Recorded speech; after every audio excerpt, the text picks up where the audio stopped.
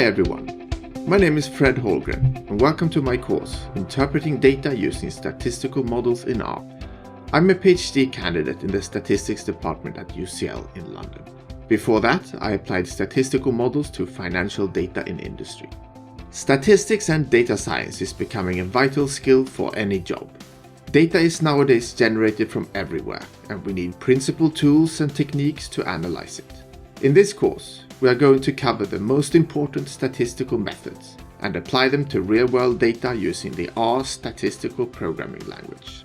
Some of the major topics that we will cover include fitting statistical models to data, drawing conclusions from data with statistical testing, and creating predictions with linear regression.